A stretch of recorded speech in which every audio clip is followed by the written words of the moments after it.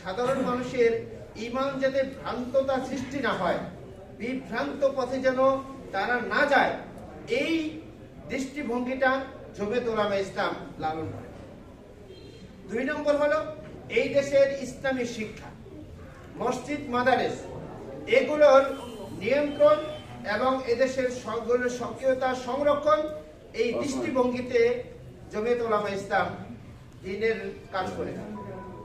এই 2টা দৃষ্টিভঙ্গি আমরা এদেশে সংরক্ষণ করতে চাই এবং দীর্ঘদিন যাবৎ আমরা এদেশের মানুষের ঈমানের হেফাজত, এদেশের মানুষের ইসলামী শিক্ষার হেফাজত, এই 2টা বিষয়কে আমরা প্রাধান্য দিয়ে আসছি এবং শত বছর যাবতেই এর লালন আমরা করে আসছি।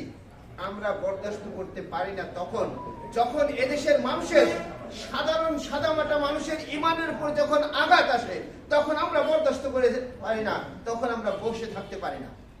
আমরা বসে থাকতে পারি না তখন যখন এদেশের ইসলামী শিক্ষার উপর কোনো কালো হাত, কালো থাবা আসে, তখন আমরা বরদাস্ত করতে পারি না।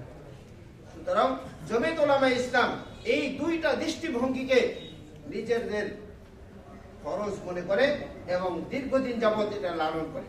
আমরা আশাবাদী আমাদের যে পরীক্ষিত বন্ধু বিএনপির সাথে যে আমরা এক হয়েছি, তার মধ্যে এটাও একটা দৃষ্টিভঙ্গি আমাদের আছে। এদেশের মাদারেস, এদেশের মানুষের ঈমান হেফাজতের জন্য আমরা একটা বড় শক্তির সাথে একীভূত হয়ে পুরা শক্তিটাকে একটা দ্বীনি শক্তিতে পরিণত করতে চাই, ঠিক কিনা?